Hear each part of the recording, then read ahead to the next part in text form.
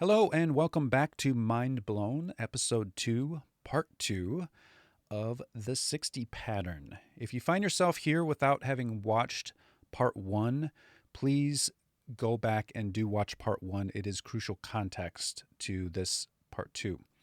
Just to recap, though, for everyone, in Part 1, I discussed the fact that the Earth's orbital speed, its weight, its orbital disk, in other words, 2 astronomical units, those 3 Earth-based units, and the fundamental physical constant of the speed of light, all 4 of these values are within 99% of perfect 60 numbers. What is that? It's the number 60 followed by a certain number of zeros. Now, when we measure those values in Sumerian units, which so happen to be almost exactly half a meter of length and 1 second of time, it turns out that way. And by the way, if we look at those values, all 4 of those values I just mentioned, in meters, they're all going to be basically perfect 30 numbers. We're going to see a 30 pattern, okay? So all of this is kind of hidden in plain sight, which is kind of frustrating in a way, but it is what it is. So 60 is what we're interested in, though, because that's what we get with the Sumerian base unit of measurement, the barley kush, or the barley cubit or kush. And it's the value that matches what they not only base their numeral system on, but also the number of their supreme deity, An or Anu. Of course, we considered some amazing potential implications of this in Part 1. So we're going to move on to the second part of this investigation, where I ask if this is a significant finding, if it's a significant pattern. Where else do we see it? Where else do we see it? We don't see it with Mars or Venus necessarily, although there is an Earth-Venus kind of relationship. That's interesting. We'll talk about that later. But where else do we see this? Maybe if we can trace this pattern elsewhere, we can better interpret it, find out why it's there. And as it turns out, there's a fundamental aspect to this pattern and a specific aspect. Specifically, the pattern starts out being about Earth, right? And it ends up pointing right at us, humans. More fundamentally, though, as the pattern relates initially to the speed of light, right? And it also points curiously to several grand unification theories of science, the melding of quantum mechanics and relativity, as well as it also fundamentally relates to certain mathematical constants, like the golden ratio. And that's where we are now. That's where we're going to start here. Okay. This ratio is not fully understood, which suggests there may be a link to other areas of science that also aren't fully understood. A unifying theory, the 60 pattern, etc. Now, with the golden ratio, I have to throw out a little bit of a trigger warning here. As is the case with things that we don't know a lot about, and just the general fact that we don't know a lot about a lot,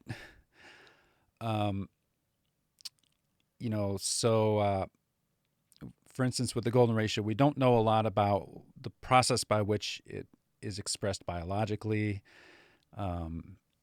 etc. So this lack of knowledge in general, and specifically here, often triggers the ego and unbalanced responses. So there are those that are quick to take the golden ratio and throw it into a box and dismiss it as insignificant. And there are, on the other hand, the other unbalanced approach are those who are quick to overinflate its meaning and embrace it with a sense of reverence. So the tendency to accept on one hand or reject on another hand potential interpretations without evidence. So the cynical and the gullible, okay, these are the extremes. And I write about this in a foundational piece of work called The Balanced Approach to Truth Seeking. It's over on my Substack. I'll link to it below. If there's one piece of my work that I want people to read, it's that. More important than this, it's foundational. Okay, we're not going to advance. We're not going to get anywhere until we come to grips with these little psychological quirks that make us, have these biased ego responses to things, that make us identify with certain camps and have these knee-jerk reactions against others. Okay, it's kind of like this age-old, science versus religion debate that people identify with one side or the other. And anyway, so these archetypes that people egoically identify with, they're both wonderful, the spiritually minded and the scientifically minded. They're both wonderful when they counterbalance each other effectively. Skepticism and open-mindedness, that's the balanced approach. Ask questions, but listen. Be skeptical, be open-minded at the same time. Have that good balance, okay? So anyway, unbalanced, you get a lot of the problems that we have in society: stagnation, imbalance of power, inequality, etc. So, trigger warning with the golden ratio. It does trigger people. There's some videos out there about the golden ratio that are, they're basically trash because people can't see past their own ego identity. Anyway, so first of all, what is the golden ratio? Well, it's this equation here is a good encapsulation of it. 1 plus the square root of 5 over 2. Its decimal equivalent is an eternal non-repeating decimal, 1.618033 ... infinitely, goes on infinitely. Let's see, the golden ratio is a proportion, so it can be expressed as A plus B is to A as A is to B. It can be expressed as a spiral. Okay, there's the golden spiral. Okay, now all this is well known. What is not so well known or well appreciated about the golden ratio is how it shows up numerous times in quantum mechanics and cosmology. And I'm going to suggest here that the golden ratio may be an absolutely fundamental constant of nature. And again, going back to this idea of things we don't fully understand being potentially linked, we can look at something else that fits that criterion, which is our lack of a unifying theory. Okay, we don't have, science is fundamentally incomplete. Okay, this should give us more humility, by the way. But unfortunately, historically and to this day, people are generally very arrogant about what they know and dishonest and or ignorant about what they don't know. And that's going back to the unbalanced approaches to truth-seeking. But the golden ratio, a unified theory of science, the 60 pattern, even the human experience, consciousness, these are all things we don't fully understand. And it is logical to suggest that they may each play an important role in unlocking the mysteries of the others. Okay, so let me say, by the end of this investigation, I believe that we can all sit back and appreciate that there is a link between all of the areas I just listed. Or rather, the 60 pattern is the link between the other three. At least there's a compelling indication of this.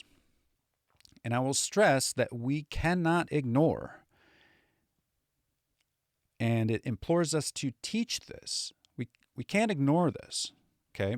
It implores us to teach this and be cognizant of it as we engage in other areas of science, to be aware of it, look for it as it may crop up, the 60 pattern I'm talking about.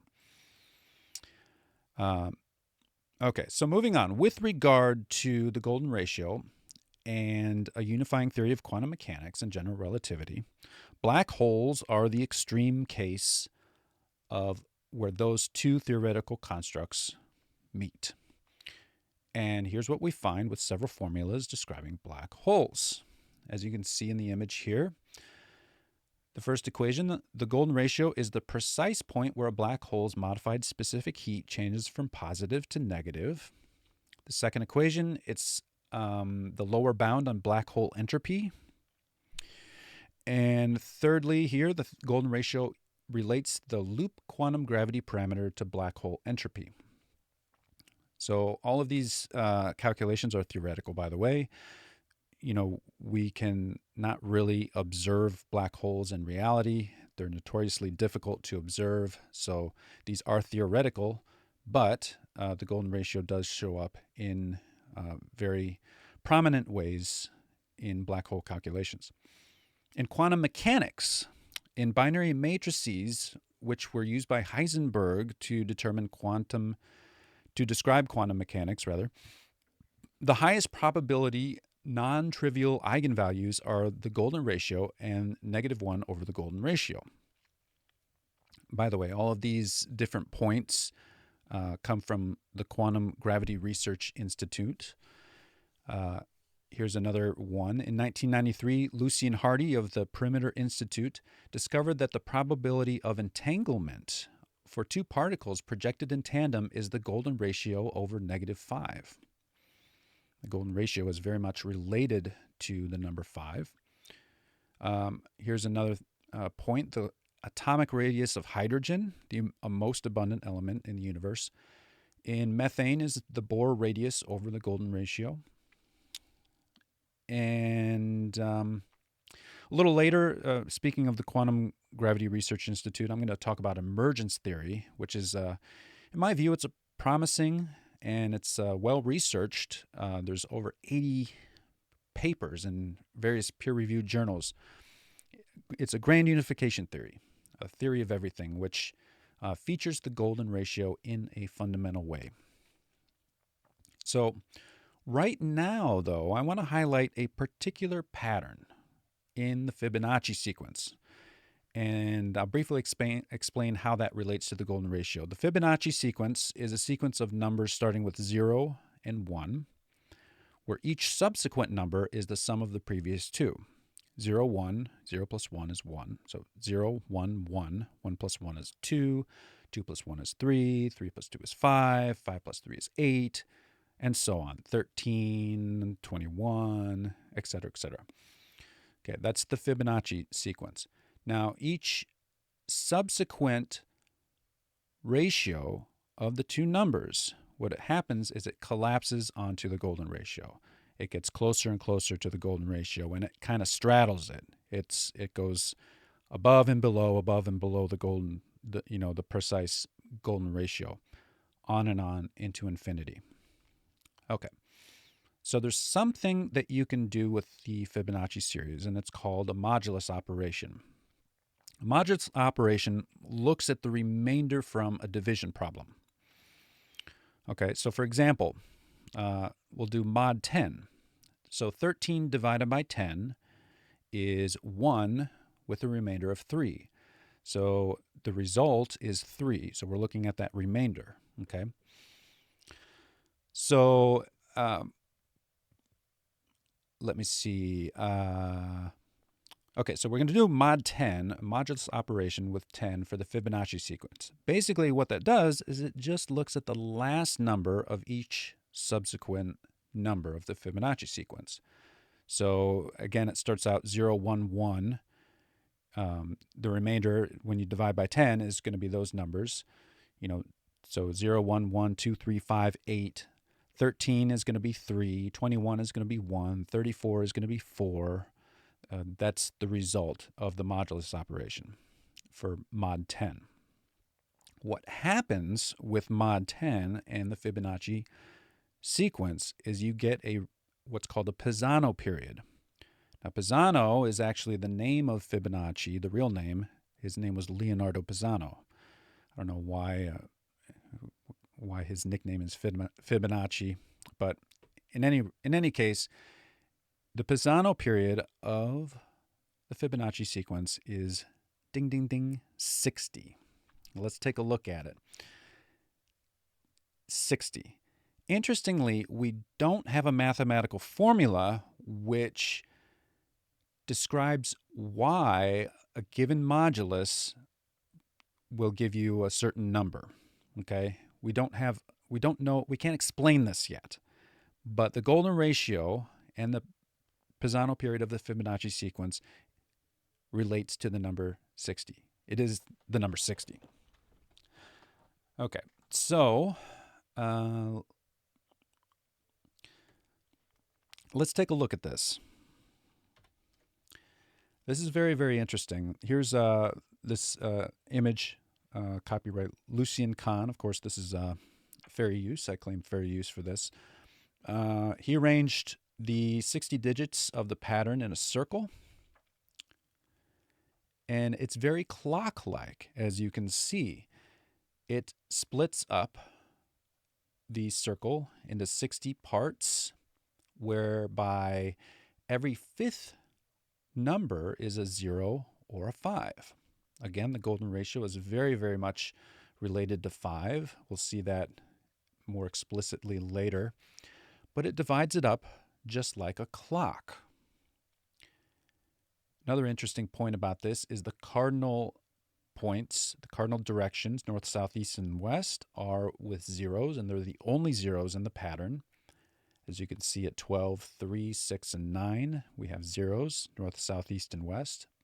A few other interesting points about this. You can read about that there. So I'm really fascinated by this. This 60 pattern repeats infinitely, every 60 numbers. It's a long, slow, cyclic pattern. Again, it's subdivided like a clock. Every fifth Fibonacci number is divisible by 5. Okay, so 12 divisions. Now, if you think about it, the associations of the Fibonacci sequence and time go a little bit deeper. The Fibonacci sequence was originally devised as a sort of growth model for a rabbit population in a textbook. And again, this was written by Leonardo Pisano, aka Fibonacci. And this growth model, it's simplistic and, unrealistic as a growth model for rabbits. I mean, it doesn't involve, the death of rabbits, and the rabbits always have a pair of rabbits. There's never more, never less. Anyway, what's interesting, though, is as a growth model, as opposed to, binary doubling, if you think of like cell division, just exponential doubling every time, the Fibonacci growth model incorporates delay or a maturation process. Okay, time is sort of baked into this as a growth model, which is interesting. 60, of course, and 12 are very much, in our minds related to time. I don't think that's quite arbitrary. But be that as it may, there's also this. The Fibonacci, I mentioned before, the Fibonacci series, as you take each subsequent ratio, it'll go above and below the golden ratio. So for instance, 8 divided by 5 is 1.6, which is below 1.618. No, I'm sorry, 5 divided by 3 is 1.666 repeating, which is above 1.618. Then subsequently 8.5 is 1.6, which is below, and it'll go like that, and then it'll slowly collapse. So it's almost, if you model that as a waveform, it looks like a decaying function, okay? It looks like time decaying a waveform decaying over time, which is actually what Richard Merrick, he has a whole theory about that, how phi, or the golden ratio, represents harmonic interference or decay, a damping effect. It's a fascinating theory, even if just a little bit of it is true. Basically, it's encapsulated in his book, Interference Theory. He's got some other related articles and books that kind of touch on it. But Interference is his main book, and it's actually free on his website. You can read it. But to my knowledge, his theory has no I can't find any corroboration, any good or bad, independent insight into his work, some peer review. I'd love to get some other insight into his work. So if you get a chance, check it out. Put out a video. I'd love to hear more about his work. But if anything, it's a great piece of historical writing. Personally, I think there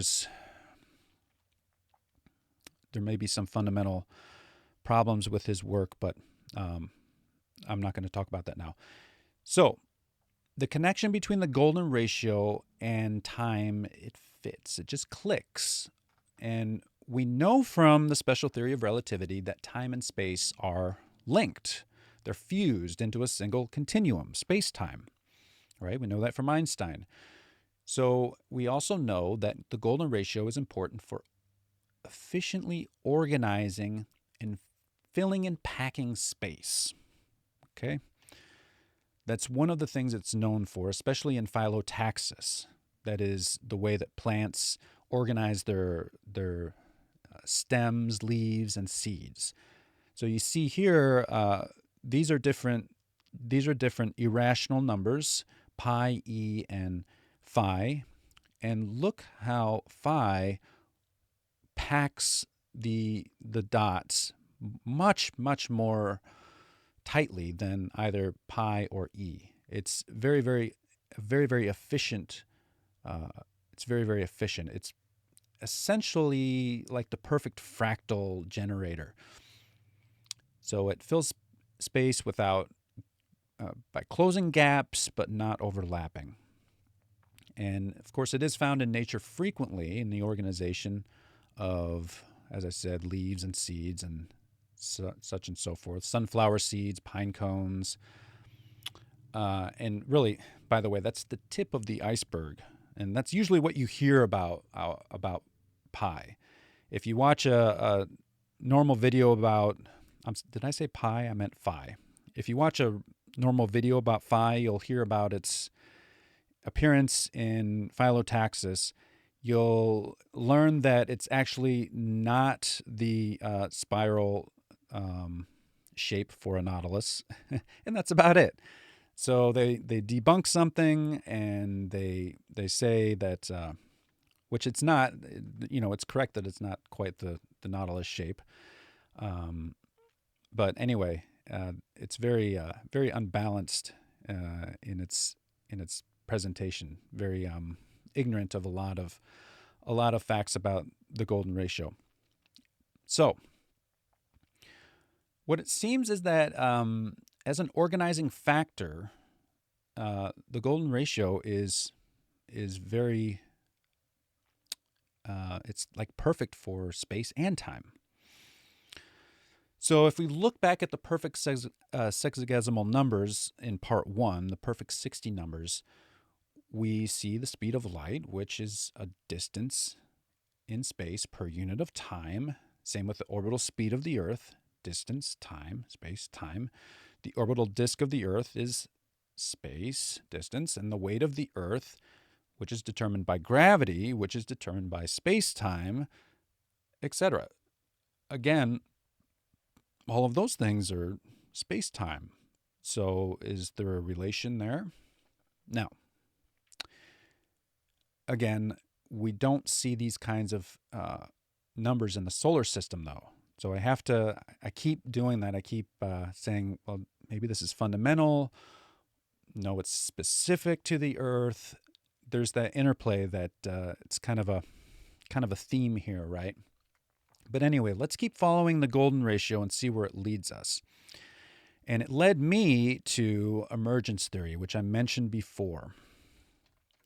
So according to emergence theory, which is a grand unification theory, and it was developed by a team of physicists and mathematicians that are based in Los Angeles, the Quantum Gravity Research Institute. The golden ratio they propose is a fundamental constant from the core building block level of physical reality, the Planck scale. So in their theoretical models that are based largely upon the 20 years of data from the observational findings from experiments conducted at the Large Hadron Collider, CERN. And again, I mentioned that they detailed their findings in over 80 scientific papers that are published in various peer-reviewed journals. And this dates back to about 2012. The team theorizes that our reality is a projection of an 8-dimensional crystal polytope called the E8 lattice. Okay, like, what? Now, this theory is a little dense. It's a little difficult, but I'm going to give a quick rundown of it anyway. Don't be discouraged if this goes over your head. A lot of it goes way over my head, even after spending a lot of time with it. So I do encourage you to check it out on your own.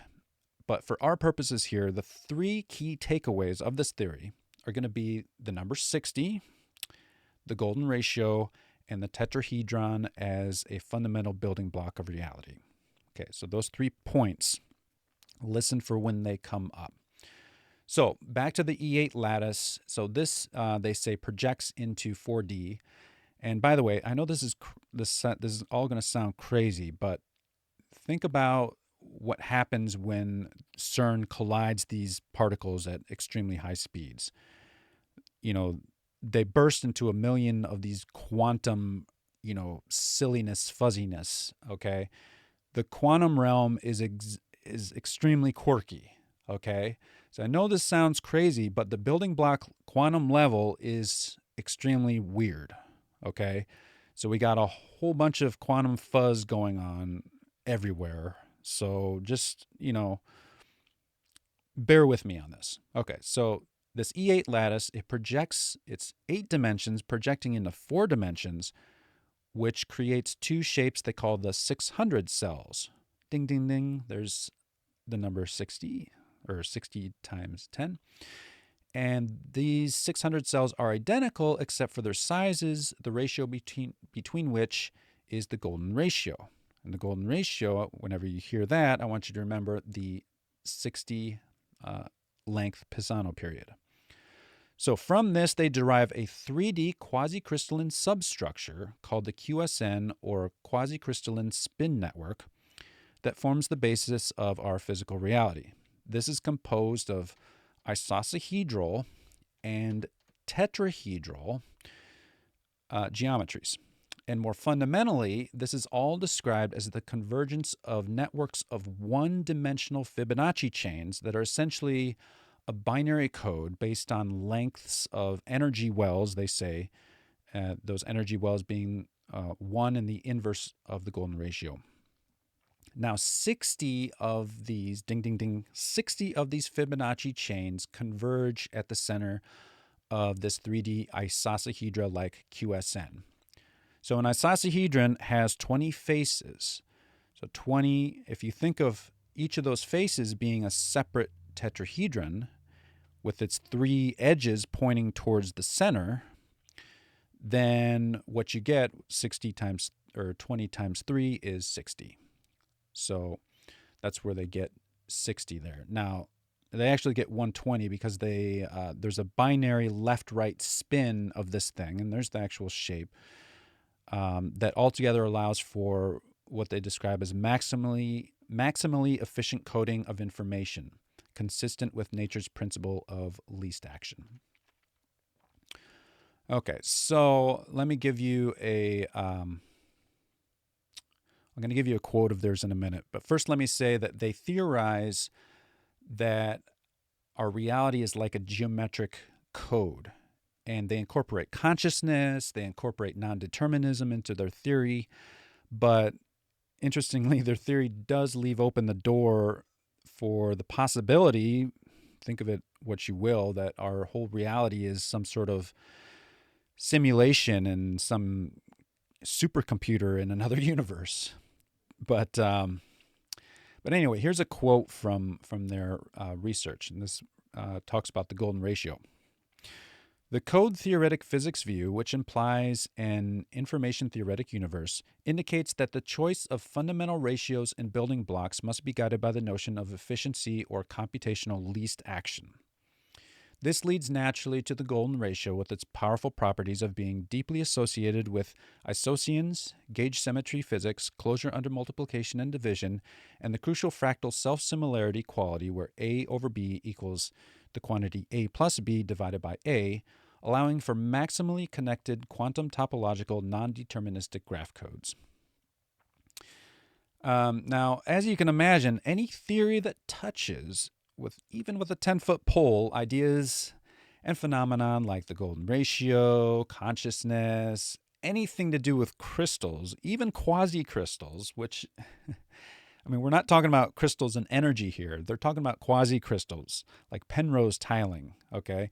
But even if they touch any of those things with a 10-foot pole, there's going to be knee-jerk reactions by imbalanced, cynical, psychologically immature individuals who egoically identify a certain way. That's just a given. But remember, emergence theory, just like anything else, judge it based on its own merits, its own research, okay? Now, I happen to think that I'm a little skeptical about it, but I happen to think that this is really cutting edge science. The theory is backed by career scientists. They have like 20 scientists worldwide working on this. And the published research could fill several books. And it's all peer-reviewed, or a lot of it is peer-reviewed. I'll link to the list of all their research below. Check it out. Let's see. Yeah, judge it based on the published research. Now,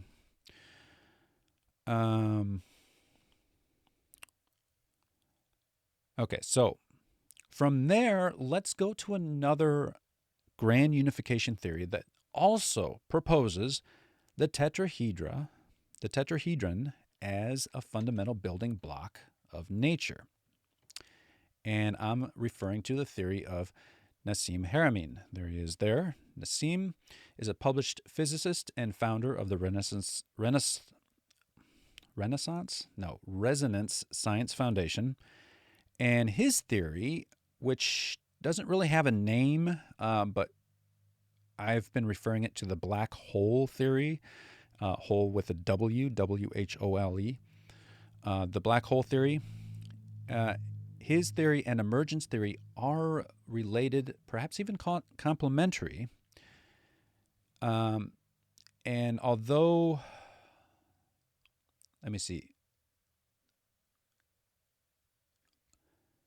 Although they highlight and centrally focus on different geometrical constructions, each of their theories contains the other's geometric focus. Let me repeat that. So he focuses on the cube octahedron, okay, the vector equilibrium as he refers to it. Or that's Buckminster. I can't talk. So Buckminster Fuller referred to it as the cube or the vector equilibrium. So again, he focuses on that while the icosahedron is focused on in emergence theory. But they each refer to the other. With the tetrahedral grid, it can create both of these fundamental geometries. Now, the vector equilibrium. Let's take a look at that. From a star tetrahedron, which is, as you can see, it's two inverted tetrahedrons overlapping. They each are in the shape of tetrahedrons. The center of that is something called the cube octahedron. It is this shape here. Okay, and the Quantum Gravity Research Institute, again, I say they mention this. They refer to it as the vertex sharing fourfold cluster. And let's see.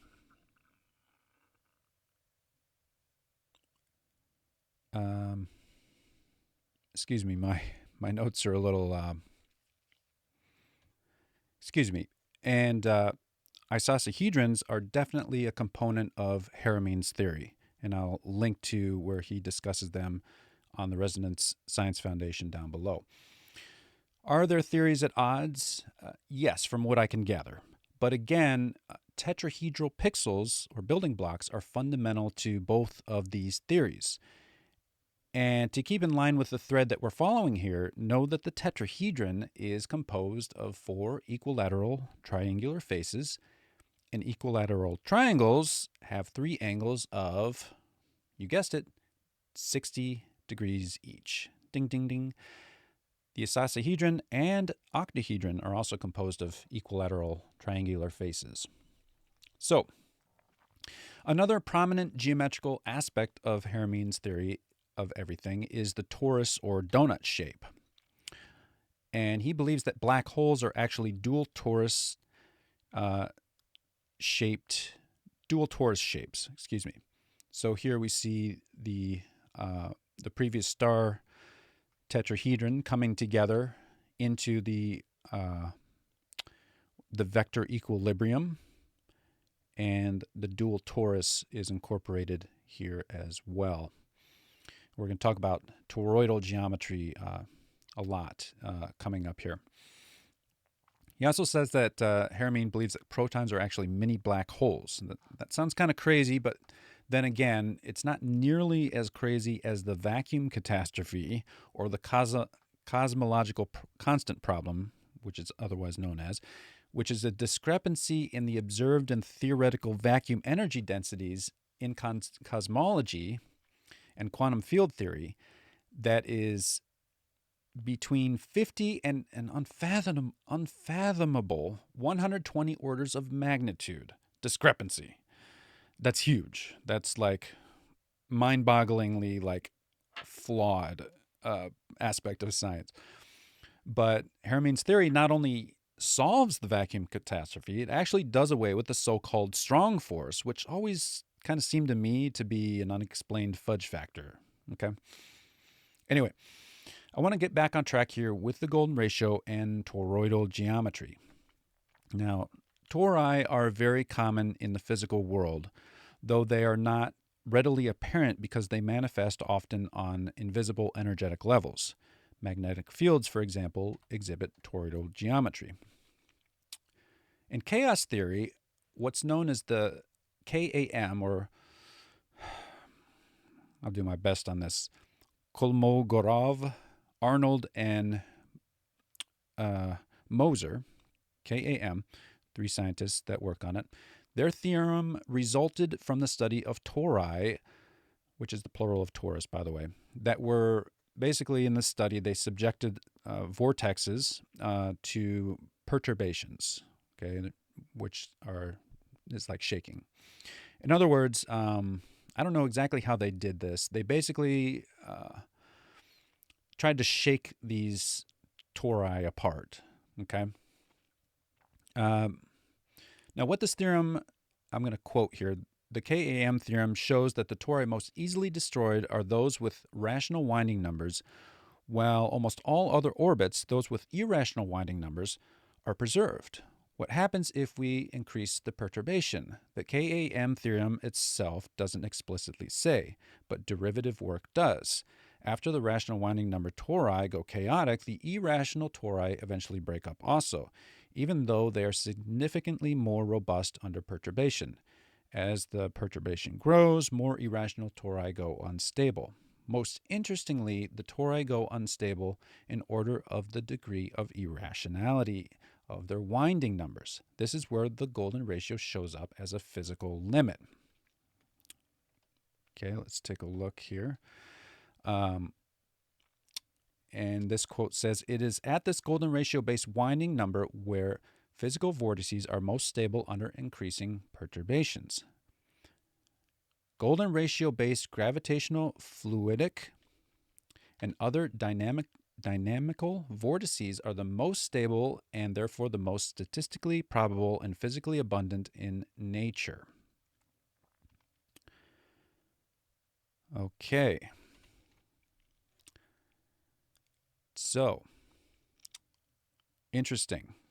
So the golden ratio relates to tori, okay? It stabilizes. Now, the idea that the golden ratio is the most irrational number, That's very interesting. It is mathematically the most irrational number. Now, what does that mean? Well, it's hard to understand exactly what it means, but there's something called the orchard problem. And I'll explain this the best I can. I'll link to a video below which explains it very well. But imagine you have an orchard, okay, and each tree is spaced equally apart. Now imagine that grid. So the first tree is at 0.11, okay, that's a rational number. Each point, each tree is a rational number, okay, a number that you can, show as a ratio, okay, between two numbers. It's not an infinite repeating number. It's not an irrational number. Now, let's say that you are allergic to apples in the orchard and you want to move through the orchard and you want to stay as far away as possible from all the apple trees. Well, there's one path that will keep you as far away as possible from any apples, and that is the golden ratio. It's called the orchard problem. It's very, very interesting. I don't do it justice when I'm telling it now, but again, there's a link below to a video that you can watch about it. So if you look at let me talk about pi, for instance. Pi, you can pretty well approximate with the ratio 22/7. It's very, very, very precise. It's relatively precise and relatively simple, a simple ratio. So if you start doing, what is it called? An expanded equation. I can't remember what it's called, but this equation for the golden ratio, this division equation, as you keep going, it's like it's staring into infinity. It's just a constant series of ones. You cannot approximate the golden ratio well with, it's the least well approximated number with a ratio. It's fascinating. It's like staring into infinity. Anyway, I'll have some links below that you can learn more about that. For our purposes here, the human body, this is going to be the final key that unlocks the meaning behind this mysterious 60 pattern that we saw in part 1. And all of this is going to tie together in a remarkable way. So here we see the magnetic field lines. Well, this is a artistic rendition, but this is more accurate. The magnetic field lines created by the human heart, which happens to have the strongest magnetic field of any organ in the body, including the brain. And the heart's magnetic field is actually measurable up to, I've heard, about a meter away from the body. And the magnetic field is strong. It's used as a diagnosing technique for heart conditions and whatnot. Now, considering the function or the effect of the golden ratio in stabilizing tori, as I've described, it's curious to note then that the most obvious and prominent golden ratio feature of the human body occurs at our extremities, in close alignment, again, with the edge of that magnetic field of the heart. Okay, if a meter from the heart would extend further than you see in this picture, but let's say, if you extend your hands out, then that's the outer, the outer edge of your toroidal magnetic field. What do we find there? Of course, the hands, the feet. Okay. Now let's look at the hands specifically. The length of the bones in our hands are in cascading golden ratio proportions, which allows our hands to curl up perfectly into fists. Again, the golden ratio is unique in its perfect ability to fill space with no gap and no overlap. So another dead giveaway is the fact that we have 5 fingers on each hand and likewise 5 toes on each foot. The golden ratio is fundamentally related to the number 5. Here's a very interesting and fascinating equation that demonstrates that. Phi can be precisely obtained by this equation. 5 to the power of 0.5 times 0.5 plus 0.5. You see that towards the bottom edge of the screen there. 5 to the power of 0.5 times 0.5 plus 0.5 equals phi. Phi is fiveness. And here, of course, as I'm describing, the human body is based on the pattern of 5, which is the basis for phi as well. Okay, so all fivefold geometry is just teeming with golden ratio proportions. So if you look at pentagrams, the star, there's numerous nested golden ratio proportions in that. But the golden ratio is certainly not limited to fivefold geometry. It's important to keep that in mind. It's quite prolific in geometries involving circles. But back to the hands. One more note for now about the human hands in particular. And this was discovered, or rather rediscovered perhaps, by Stan Tenen of the Meru Foundation. And that is that the hands themselves have toroidal geometry. Now, I'll direct you to where you can find his work in the links below.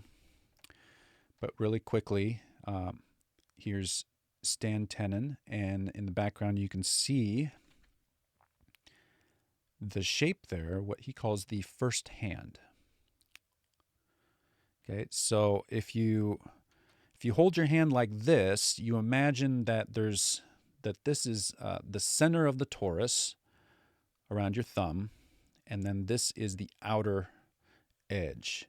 It actually 3 hands on the top half and 3 on the bottom would create this shape, and I'll give you a better idea of it here.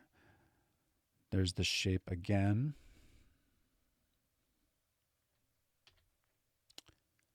And again, you see the torus in the center and how it kind of fits in the overall toroidal shape. And there's a 3D rendering of all of those patterns as they fit into a torus. So I'll direct you to where you can find his work in the links below. So zoom out of here. So there are many, many more golden ratio proportions on the macro scale of the human body that we can observe and measure. There's just a bunch of them right here as well. You can pause this if you want to look at these in more detail. But now let's now, by the way, there are critiques of this. Of course, this kind of observation that goes something like, well, humans come in all shapes and sizes, so this isn't true for everyone. And, that's really not a good argument, because these are basic proportions. They're not absolute measures. They're basic, they're ratios. And, somebody's, yeah, we're all in different shapes and sizes, but one person's hand is not going to be, the length of their forearm, while another person's hand is, what we normally see. Everyone has the same basic proportions. Yeah, we're all different sizes, but the ratios remain the same. Okay. So there's also just the sheer number of near golden ratio proportions that you can point to. And by the way, no one's claiming that all of these are perfect 1.6180339888749 golden ratio proportions. Variation is to be expected on the macro scale, but at the cellular and molecular level, there's far less variation in form and structure. What's especially compelling is when we take that into account, the big picture, which clearly demonstrates that the golden ratio is present at all scales in the human body in a sort of cascading fractal manner. So in this regard, we have evidence for an unbroken continuum that extends beyond our DNA into the atomic and quantum scales. And this as well extends from our bodies into the planetary, as we've seen, galactic and cosmic scales. So let's turn now to red blood cells and DNA. I'm going to link to the paper below here for this. The red blood cell, not only do they have toroidal geometry, but they also have golden ratio proportions. Again, toroids and golden ratios are linked. So this further bolsters that association and the overall pattern here. Now, the DNA evidence is especially compelling. Now, I'm not concerned about the measurements of DNA's length and width because depending on where you measure, it can yield either a good or a bad approximation of the golden ratio. However, it is DNA's the axial measurement that to me leaves no doubt. So here is DNA viewed axially. Axially? Is that a word? Okay, let me back up. First of all, this is the basic shape that is going to be compared to the DNA molecule. Axially, I'll say. This is called a golden diamond. Okay, it comes from the shape of, the five-pointed star. Okay. And it perfectly fits. There's actually 10 of these shapes that fit onto the golden ratio.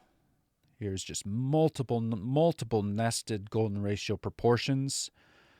This is looking at a half axial view of a DNA molecule, the shapes that overlay perfectly with it. There again, and this is another paper that I will link to below for your further perusal. So there they are. Let me back up and let you take a look at all of these full size.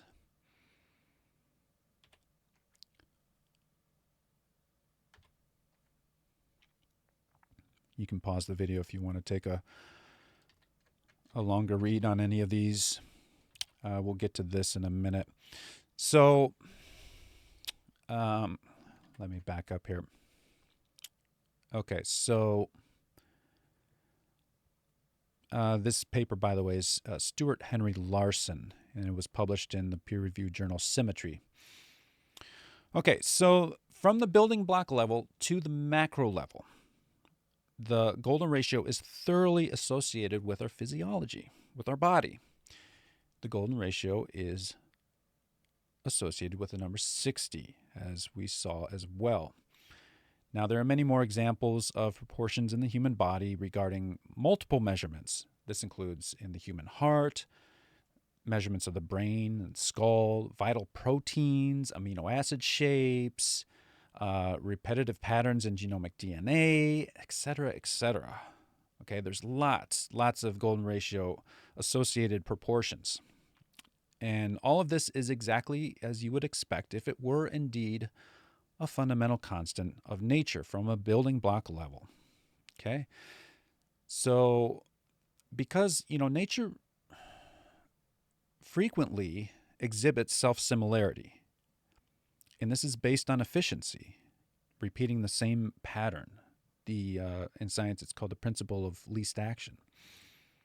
So the same basic code being reused at different scales, it satisfies this basic design principle.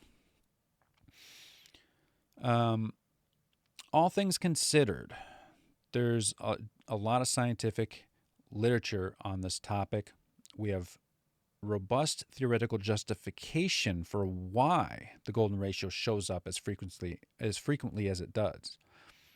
Stability, the KAM theorem.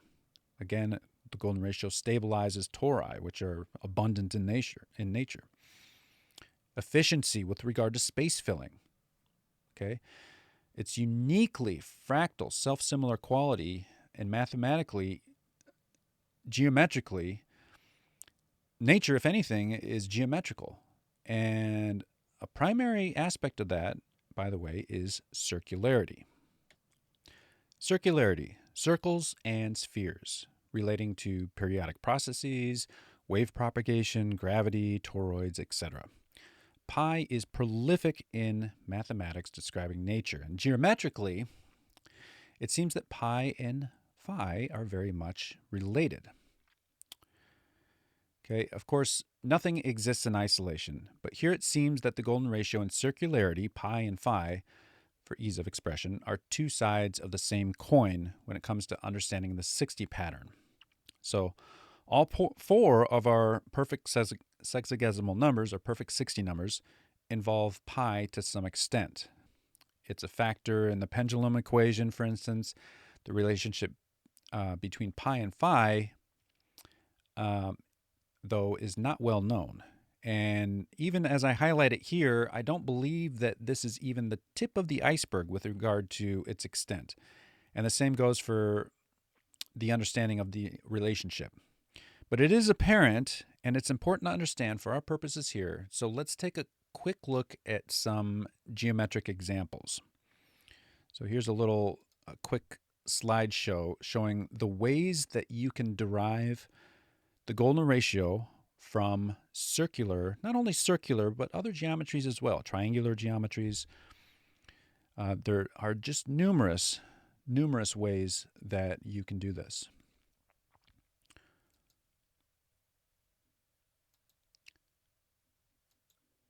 Multiple examples using arcs, circles, etc., etc., etc.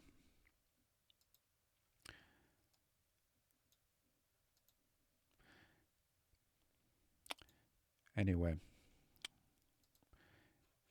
I'll link to below where you can see there's just dozens and dozens and dozens of ways to derive the golden ratio, especially concerning arcs and basically circular geometry.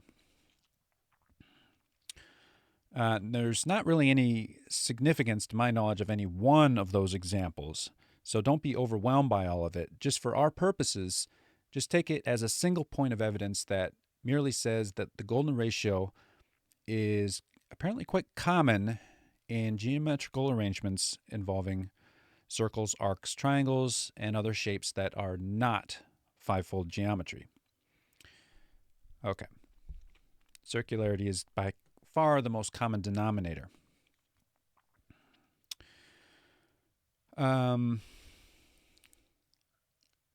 So, by the way, a quick aside here, I found a website called The Golden Ratio Myth, and it has a section on the human body. And I probably mentioned over a dozen specific golden ratio proportions of the human body. Or if I didn't mention them, I showed pictorial evidence of different golden ratio proportions. He focuses on one, and a not very accurate one. It's actually, it'll actually come up later, but it's kind of the approximate, navel to overall height proportion.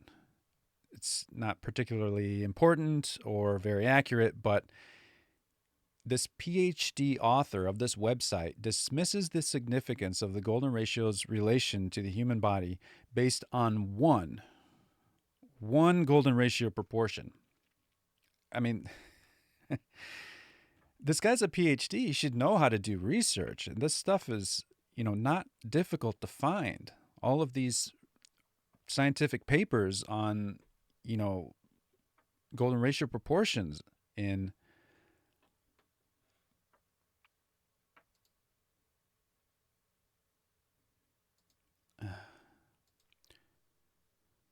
okay, I'm back again. Sorry about that. I had a little software glitch. So, as I was saying, I mean, this is the internet age, and it's ridiculous that this PhD couldn't just do a little bit more research. But it's also a great example of how, we need to account for psychology and sociology when we, think about science. Okay? There's so much cynicism and incurious biases that lead to examples of just pure ignorance like that. So, again, check out my balanced approach to truth seeking on my Substack. I'll link to it below. So, we're going to look at a particular and particularly interesting pi to phi relationship now. So, I'm going to walk you through a simple geometric arrangement of a circle and a square. It's easy to follow along, and the math is super, super simple. So imagine a circle, and we're going to do some really simple math. The radius is 1, okay? Doesn't matter what unit, just a circle with a radius of 1. The area of the circle, pi r squared, is simply pi then. Pi, 1 times 1 is 1, so 1 times pi is pi. So your circle has an area of pi. Now, imagine a square that's centered on the circle, horizontally centered on the circle, and its bottom edge aligns with the circle. So the circle and the square are like kind of resting on the same plane or ground. Let's make the square its height 1.618, the golden, or phi, the golden ratio. So the ratio of the square's height to the circle's radius is the golden ratio. The area of the square is 1.618 squared. 1.618 times 1.618. Interestingly, you can only do this with the golden ratio. If you square the golden ratio, it's the same as just adding 1 to the golden ratio. So 1.618 squared is 2.618. So what's the ratio of the area of the circle, pi, to the area of the square? In other words, phi squared. Well, it's actually equal to 1.2. Actually, precisely, it's 1.19998. So it's 99.998% accurate value of 1.2. We may as well just say it's 1.2. So remember that equation. Pi over phi squared equals 1.2. Now, 1.2 is a very important ratio in its own right, but we'll get to that shortly. Now, the geometrical picture I just described, where did that come from? Now, I almost hesitate to include this because it has become kind of trite and poorly analyzed or not analyzed. It shows up in, what's that movie based on Dan Brown's book? The Da Vinci Code, right? Is it the Da Vinci Code? All of a sudden, it doesn't sound right when it rolls off my tongue. But with the movie had Tom Hanks in it. Sorry.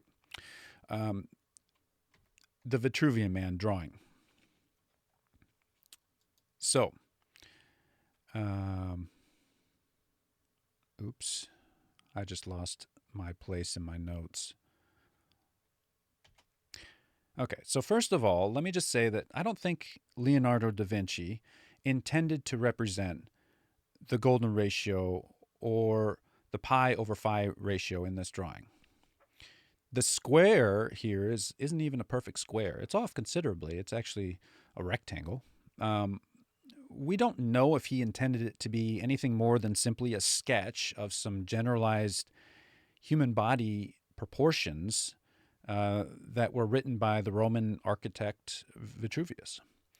But intended or not, Leonardo did loosely capture a fundamental aspect of the human body itself. And that's the extent, in my opinion, of the importance of this drawing. It helped to bring this fundamental relationship to our attention. And I credit Richard Merrick for the following. He was certainly the first to bring it to my attention. So let me begin with a question. What are a few of the most countable things on the human body? Besides 2 of this or 2 of whatever. Okay? Something that you actually have to count. obviously the fingers and the toes, right? So what's another one?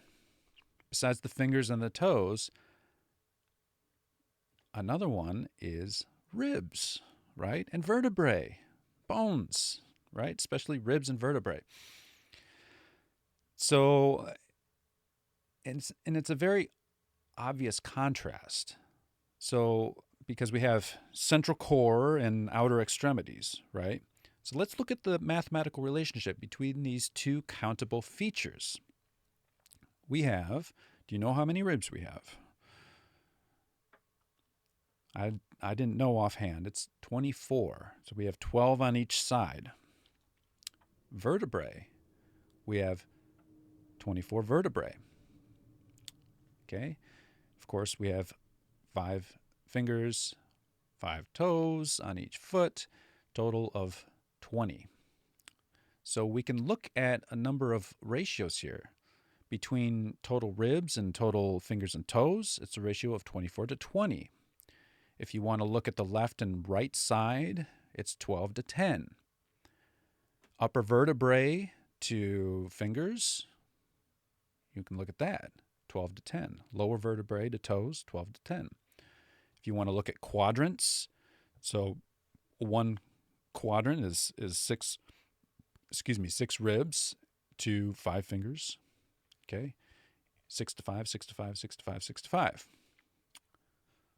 So what do we have there? 6 to 5, 12 to 10, 24 to 20. All of those are ratios of 1 to 2, 1.2, excuse me. Again, it's the same ratio as the area of the circle and the square that we can loosely derive from the Vitruvian Man drawing. So it captures that basic proportion, that basic 6 to 5 or 12 to 10 human proportion. Wow. So we have that pi to phi squared ratio baked in to our human body proportions. Working backwards from this, we can see what those ideal ratios of the Vitruvian Man drawing should be. Now, it isn't just that the numbers line up perfectly, it makes perfect sense too. Now, I've already discussed the phi-ness of the golden ratio. You can say the phi-ness of 5 or the 5-ness of phi. Don't think about it too much. And how our hands are especially related to the golden ratio in also in numerous ways, nested ways, okay? The toroidal aspect as well. So what about the area around our vertebrae and our chest region, our ribs, the central trunk, if you will? What does that have to do with pi? Let's think about that for a second. So our heart creates the toroidal magnetic field, and toroids also, and including the relation to the golden ratio, they're also circular in nature. They've got 2 different pies in them. They've got the circle that goes around and then the overall shape. They're nested pies. Okay. It's defined mathematically. Its formula, pi, is in terms of volume, surface area, etc. What's more, let's not forget that the heart makes sound. The 2 heartbeats, S1 and S2 as they're referred to, have respective frequency ranges of 30 to 50 hertz for S1 and 40 to 70 hertz for S2. Okay, that means that some people, or sometimes a person, might have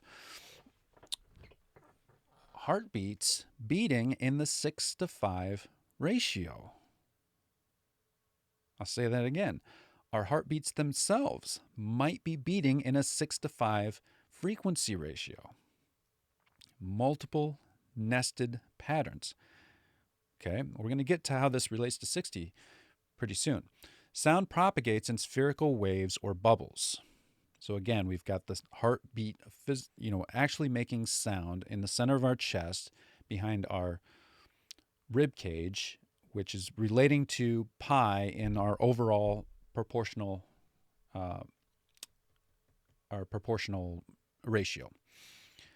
Sound is composed of periodic sine waves, which are described by pi. Speaking of sound, our sound apparatus, our voice, our instrument, okay, that includes the diaphragm at the base of our rib cage, the lungs in the center of our rib cage, and of course the vocal, the nasal and the vocal tract and all of that here, which is just above the rib cage. This whole central trunk area, right in line with the vertebrae, and that's all there, all located in that region. Okay, our spinal column is wavy, similar to a sine wave. Our ribs are curved, somewhat semicircular. So there are many clear associations with pi, with circularity, with sphericality. But what about the numbers 12 and 24? It seems it's much more than an arbitrary association. 12 is associated with cycles, circles, 12 hours on a clock, 24 hours a day, 12 months a year, the precession of the equinoxes, the Chinese and Western zodiacs, the 12 generalized pitch classes of music, which repeat in cycles, etc., etc. It seems that, there are multiple associations here. Circularity, 6, 12, 24, that numerosity.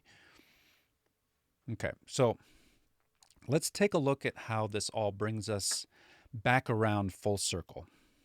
So the number 60, again, central to the Sumerian system, and the recurring number in all of the 60 values we saw, the speed of light, all of the earth-based measurements, and so forth in part 1. All of this can be thought of, loosely speaking, as sixness and tenness. 60, sixness and tenness. I believe I mentioned that before. And I often analyze numbers harmonically, not in a literal sense, but with regard to kind of building interpretive frameworks. Not that there aren't theoretical and or mathematical justifications for why I do this, because there are.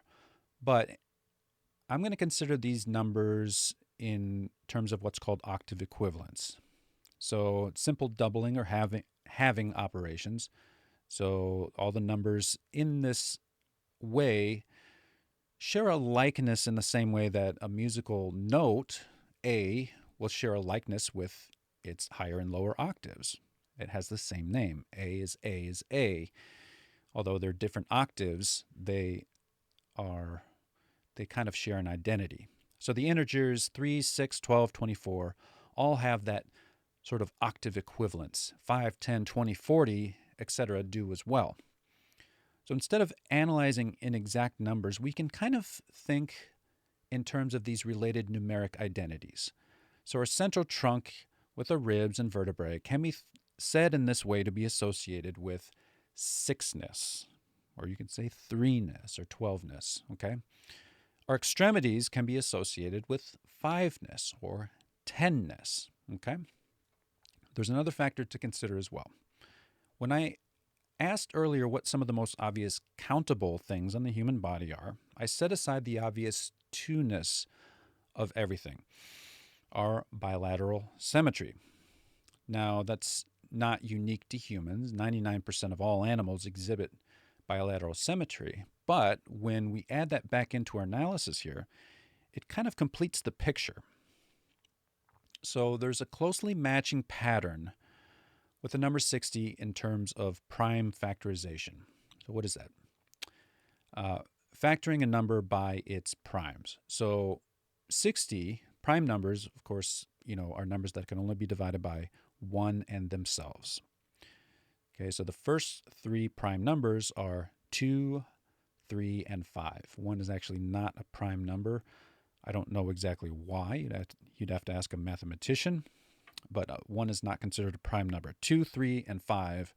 7, 11, 13, those are your first series of prime numbers. But 2, 3, and 5 are the first prime numbers. 60 can be factored into 2 times 2 times 3 times 5. That's its simple prime factorization. Our bodies exhibit the same 3 prime factors in clearly distinguished, demarcated regions. So this is where it kind of all comes together. This is the kind of more explicit outward manifestation of this underlying pattern, whereas we've discussed the more implicit manifestations of the pattern via the golden ratio proportions in the body, multiple nested patterns. That's where we get the idea of a signal arising out of the noise. Okay? So again, our body has 2-ness, obvious, right? 6-ness and 5-ness.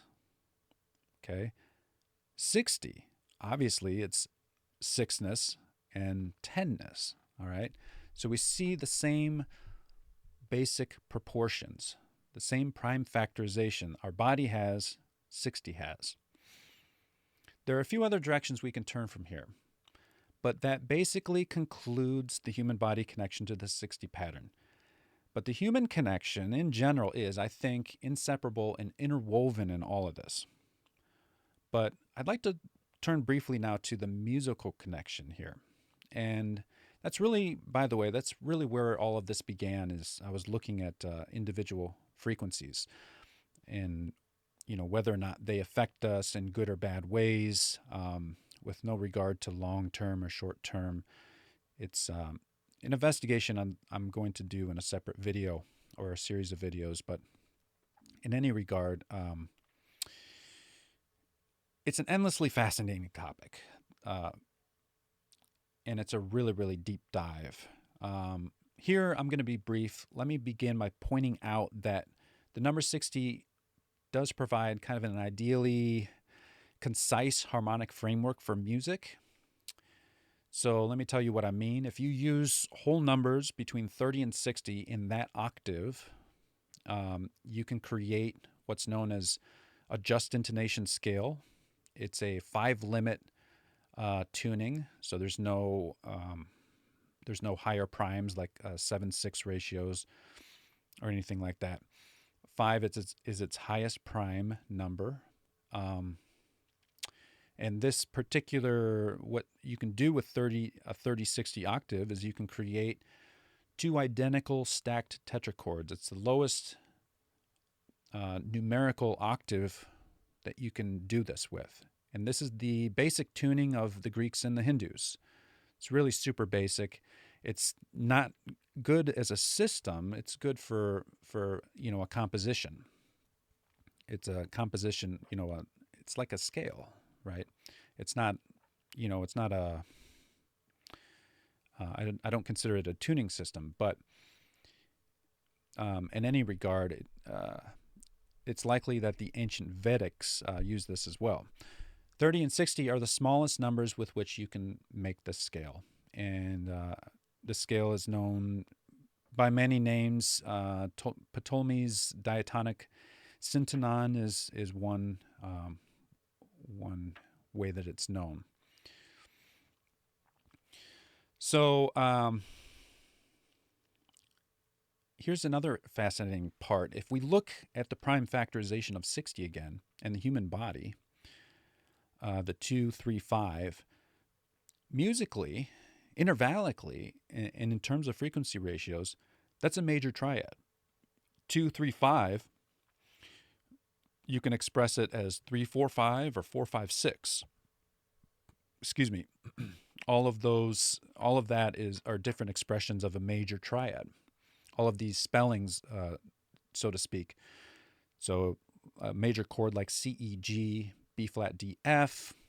And that's the fundamental building block of not just Western music, but I would say music itself, whether or not a culture happens to use this system traditionally.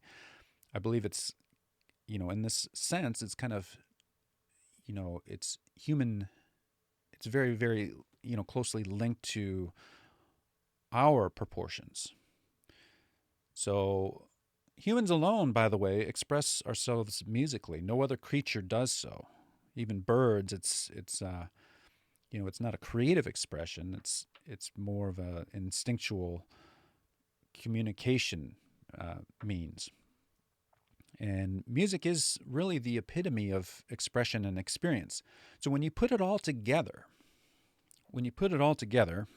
and sorry, I don't realize I have the spinning rib cage here for so long. Let me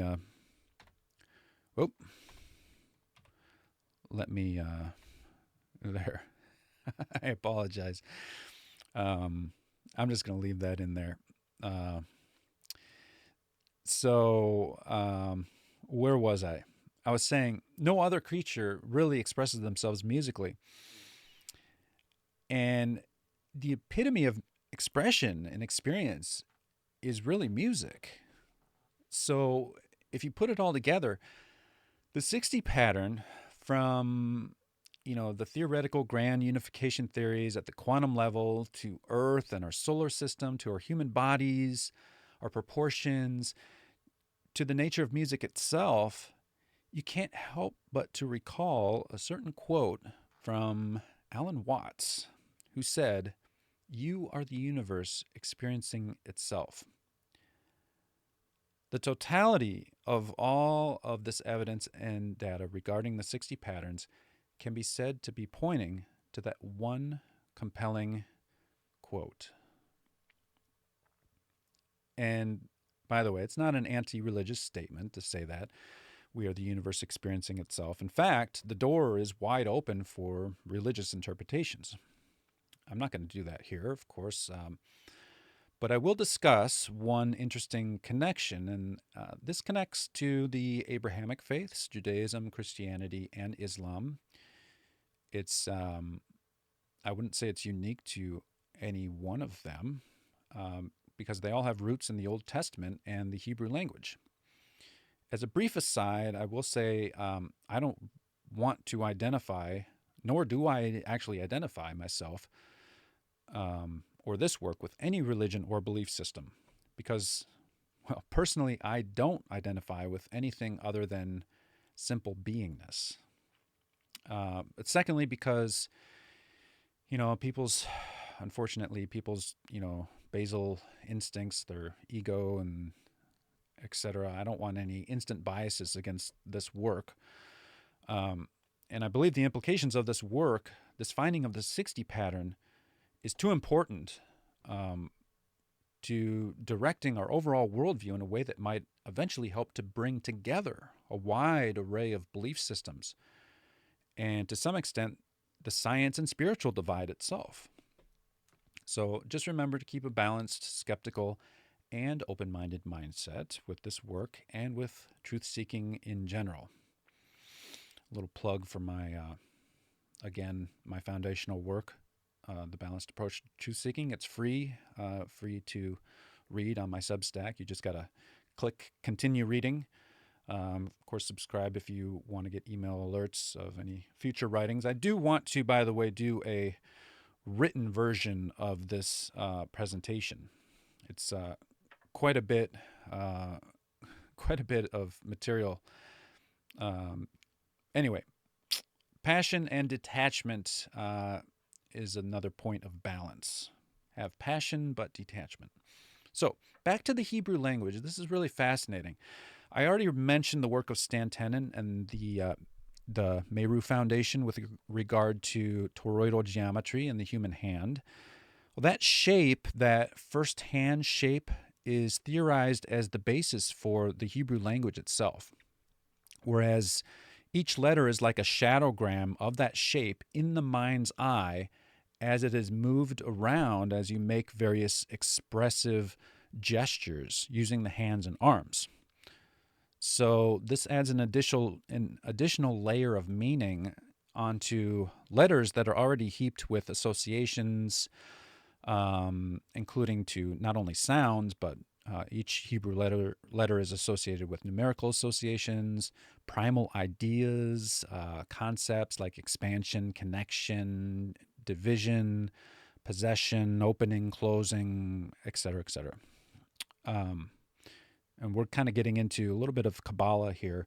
So there's an associated tarot card and path on the tree of life for each of the 22 Hebrew letters. The study of all this esoteric knowledge, much of it falls under the umbrella of the Kabbalah.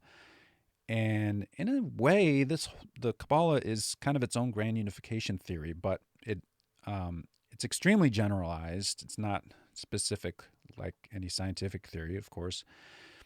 And the key, though, with the Kabbalah and that kind of exploration is that it describes our role in everything. So it incorporates consciousness. It incorporates experience and expression. So the most concise and really remarkable way to illustrate this is with a saying that Stan Tenen came up with, or perhaps translated, simply because it's the basic essence of each letter spoken in alphabetical order. I love this. It reads as a summation or snapshot of everything. And it's called From the Absolute to Adam Kadmon, the Absolute to Humanity itself. And it fits with that idea, again, of you are the universe experiencing itself. And, I actually, it's actually in this, here it is here. All right, so let me, I do that a lot. Okay, so 22 turns, and I'll just read it. Absolute binary reciprocation distributes connection by unfurling projection that covers completely. Will, holding to the source of continuity, sustains the wellspring that inflates the great vessel to reach expression itself. So interesting. The yin yang there is actually a representation of the double torus. So you see toroidal geometry, the first hand, all of these kind of concepts that we've been looking at kind of come together here in a remarkable way. And it's going to go a little bit further as well. So, again, a little more detailed, but it's the same idea as you were the universe experiencing itself. Now, baked into this are ideas of fractal self-similarity, toroidal geometry. Now, the torus, I believe, has a crucial role to play at the beginning, the origin of all that is. Now, throughout my life, I've been just endlessly fascinating with just pondering how everything began.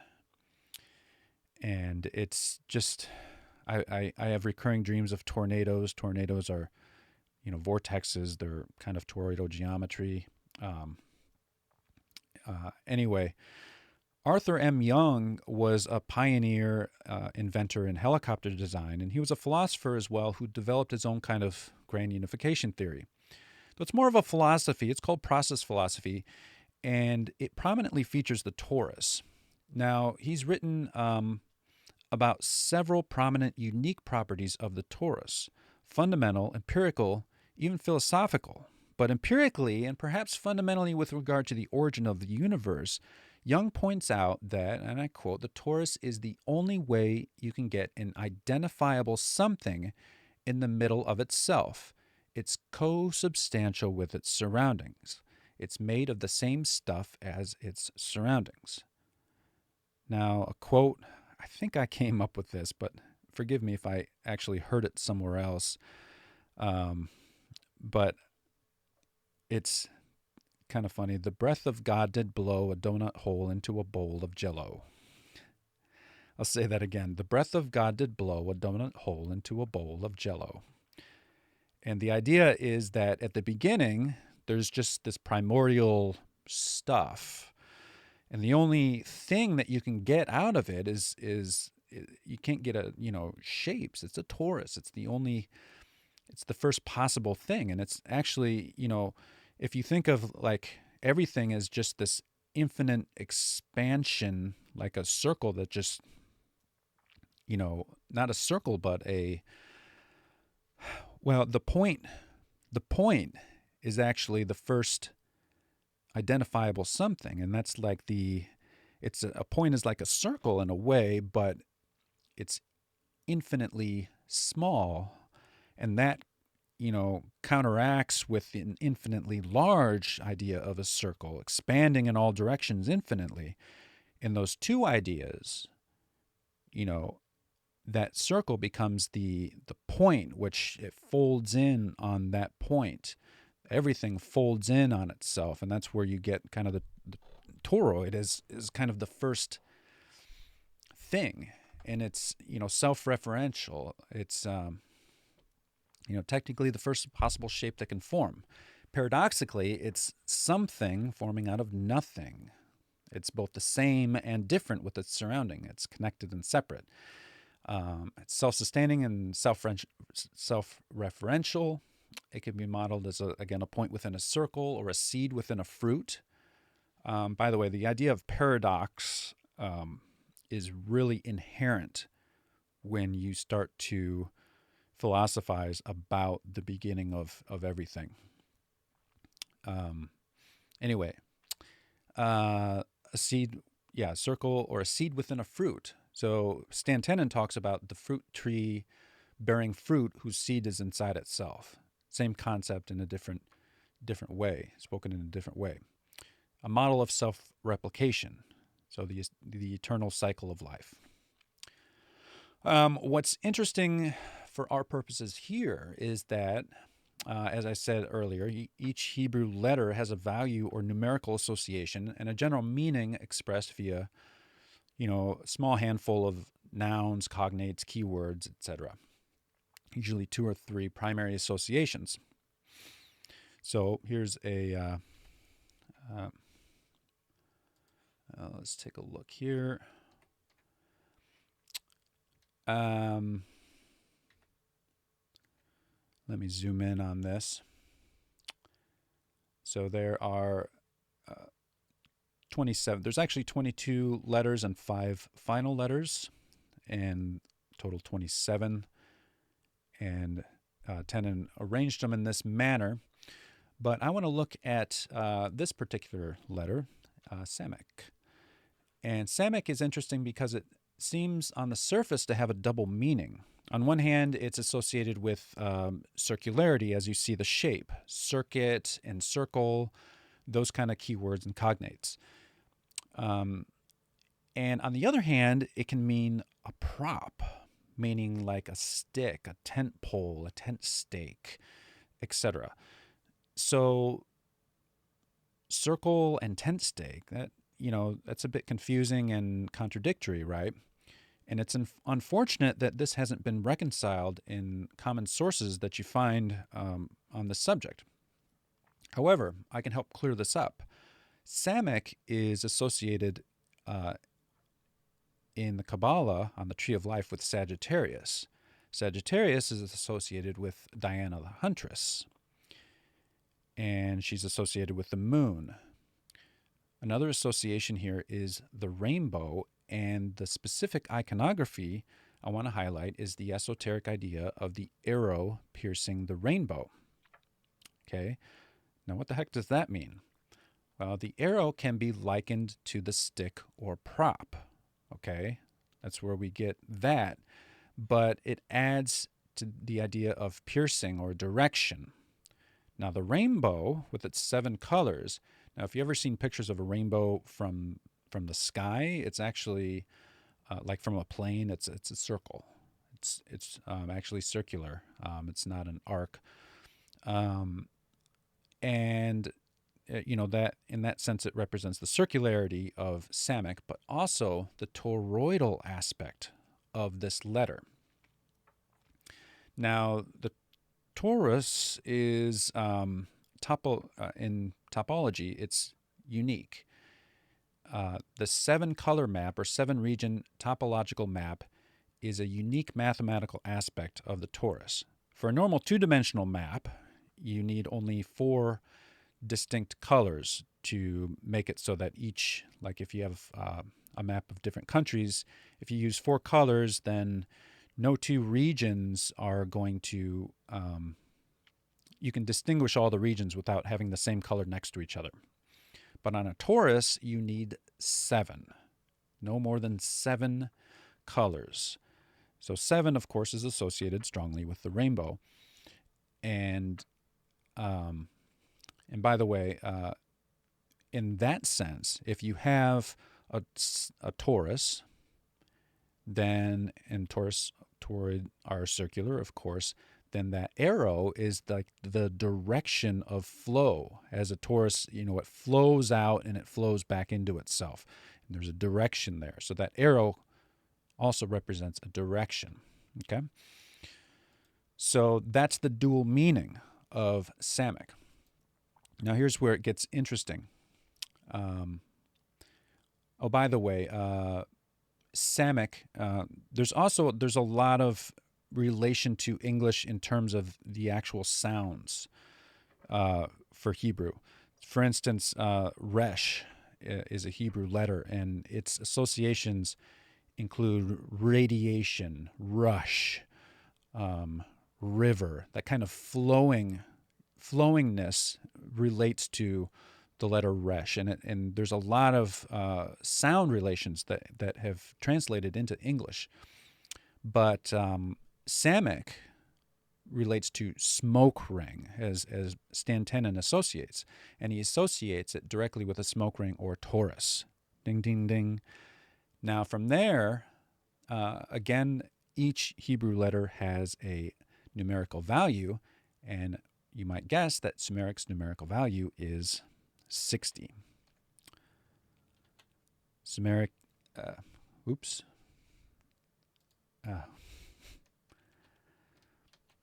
I'm sorry about that. Yeah, so 60. And each of these columns, you can see like Samic is there in the center. Each column is related, so we have 6, 60, and 600 in that column. Excuse me. All right, let me get that back up.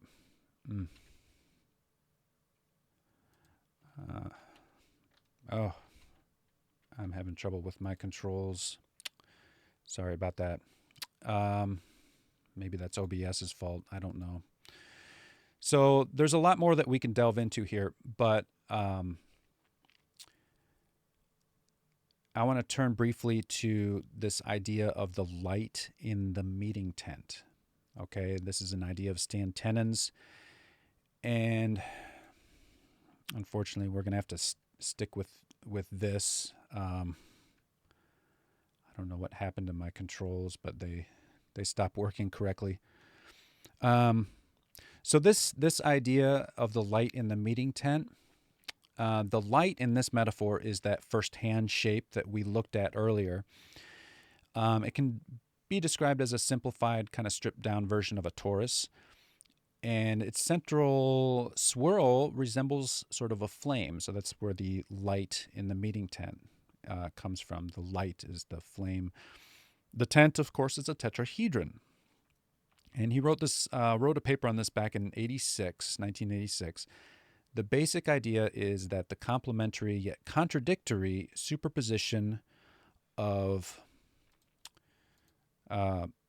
symmetry and asymmetry, the rose and the thorn, the wave and the particle, etc., etc. He sourced and drew inspiration from this from a wide variety of texts, scientific, religious, philosophical, and this whole idea of the torus and the tetrahedron, the light in the meeting tent, first of all, it points back to Samic and the idea of tent pole as it's associated with. More compellingly, though, it brings us back to those two grand unification theories we looked at earlier, emergence theory and Haramein's black hole theory. And so it's just another interesting overlap. In a way here, altogether, this kind of shows a thread of ancient wisdom, the Hebrews, the Sumerians, the Vedics, thread that we can follow all the way to modern physics and this modern research. And it all shows kind of a remarkable consistency in a way. Tetrahedral geometry. And of course, there's room for development in regards to refining and aligning these various connections. A final note on the esoteric side of things that I find rather fascinating, perhaps you will as well, the fourfold name of God in Hebrew. And I'm going to have to go back to this kind of. Oh, I think it's working again. No. Oh, somehow I. Let me see. There we go. Okay, try to resize this here. I don't know why OBS did this in the middle of my presentation, no less. Okay, so here we go. The fourfold name of God in Hebrew, known as the tetragrammaton, is spelled Yad He Vav He. This is God the Father in the Old Testament. Now, various esoteric traditions, by the way, may disagree with that, but the tetragrammaton is variously pronounced as Yahweh or Jehovah, but many Jewish adherents believe that the name should not be spoken at all, the unpronounceable name of God, so to speak. So some time ago, I learned about a little curiosity that I'm forced to kind of look at again here, and that is that the tetragrammaton, which is normally written here from right to left, opposite of English, is when it's written vertically from top to bottom, it kind of resembles a little human figure, right? So you see vaguely, we've got the the head, the two arms and the two legs and the central trunk, right? Now, what's remarkable here is finding out or putting together the fact that the central trunk, that figure there is vowel. It has a numerical value. Well, why don't you guess? What do you think the numerical value of that central trunk is? Samic was 60. Vowel is related to 60. It's actually the value of 6 in Hebrew. So with that in mind, what do you think the value of He is, the two arms and legs? 5. So the same ratio as the human body is incorporated into this, what I used to think was just kind of a curiosity, just kind of an interesting thing, but it seems that there's quite a bit more to it as well. It's consistent. Makes sense on multiple levels, and we can keep going. Vowel has an associated meaning of wave, okay, and recalling the wavy spine and the sound waves that are produced from this region of the body, okay. He means window or connection, and our 5-fingered hands are our connection to the world. Our 5-toed feet are our connection, our traveling connection between our home and the outer world.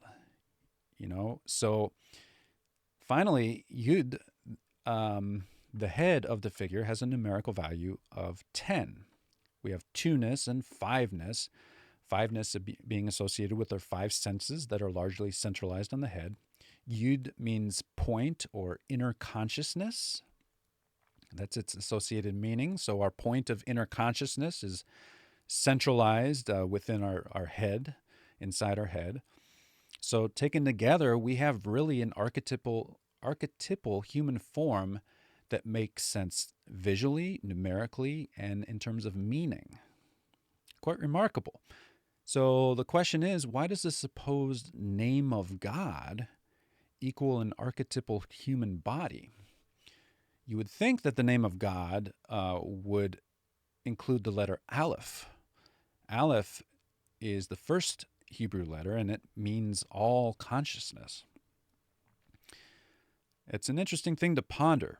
And I think this, altogether, this research, I think whether or not it does kind of bring us all together, I think we should use it to that end, to unite all of the Abrahamic religions, because it all points to, again, there seems to be a sort of, well, I'm getting ahead of myself. We'll talk more about that in the conclusion. 6, 5, and 10, these are all clearly and obvious factors of 60.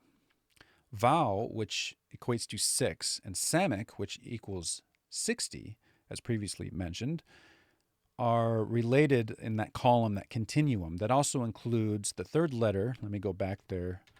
That third letter is mem final, which equals 600. So the best way to understand each letter individually in this context is to take kind of a broader systematic approach to look at all three letters in conjunction. So it's the same case with 60. It can't be considered in isolation. All right, before I conclude, a final note here, and this is with regard to the undisputed genius Nikola Tesla. Guess what he chose for, yes, you probably know what he chose as the AC carrier frequency, 60 hertz. Isn't that curious? It's the second of time divided into 60 equal parts, right?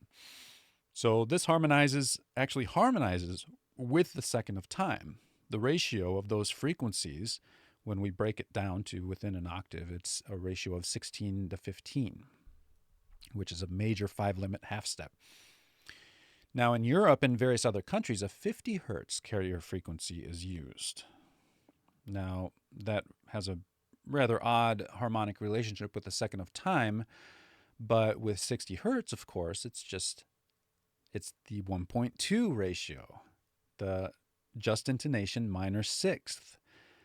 Now, Japan is famously divided in half. Actually, half of its country is 60 hertz and the other half is 50 hertz for their AC carrier frequencies. Anyway, do I think Tesla chose 60 hertz arbitrarily? Hell no. Was it because 60 being a highly composite number is easy to work with mathematically? That could be part of it, but I suspect that that's not entirely the case.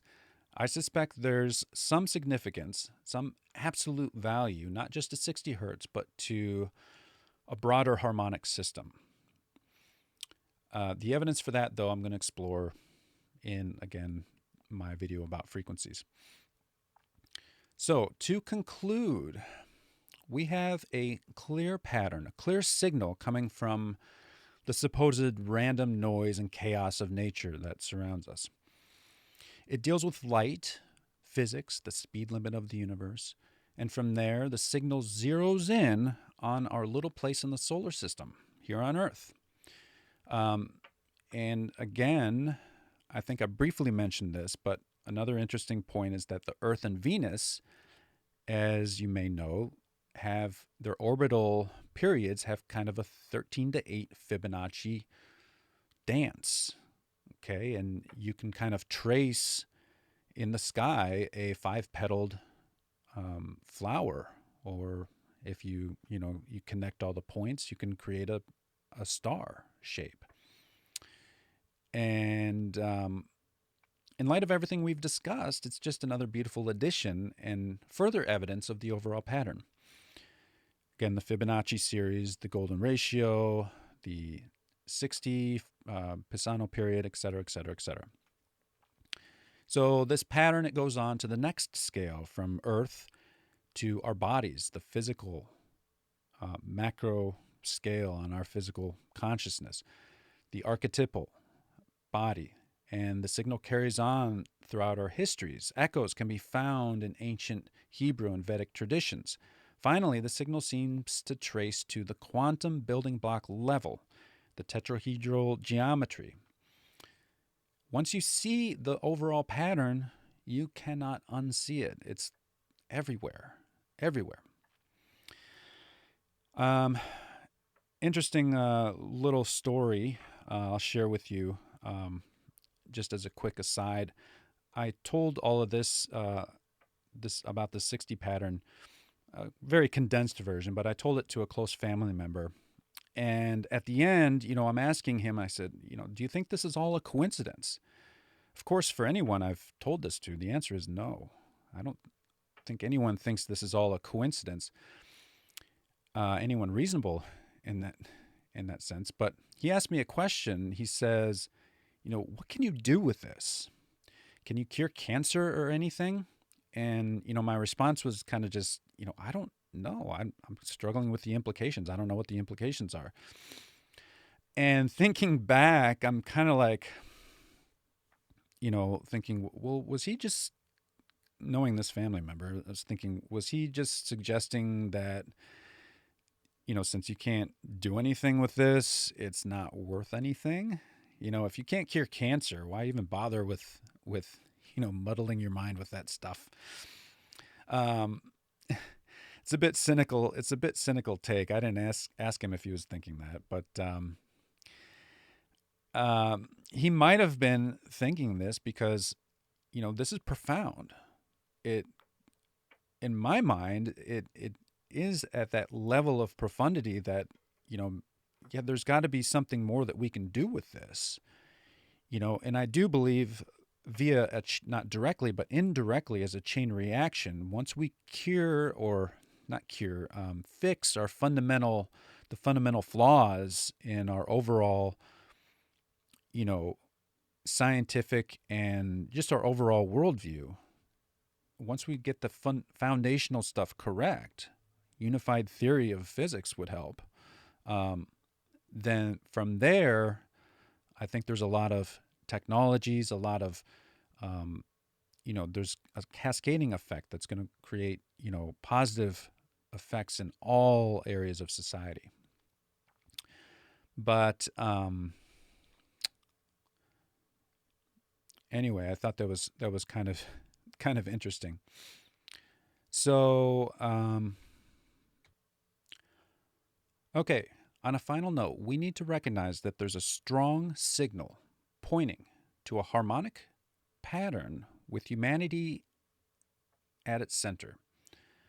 This awareness will potentially help us recognize this pattern as it manifests in other areas of physical reality that I have not touched on today. I generally hypothesize that it will, and I'm going to continue this exploration, this inquiry, this dialogue. I hope you do as well. Please share this. Stay aware of this. And we can help to refine our understanding together, to eliminate inconsistencies, and hopefully bring more harmony to our consciousness and humanity. Thank you. Thank you so much for taking this deep dive with me. I know it's been a heck of a journey. We're at the surface now, so let's take a big, deep breath together.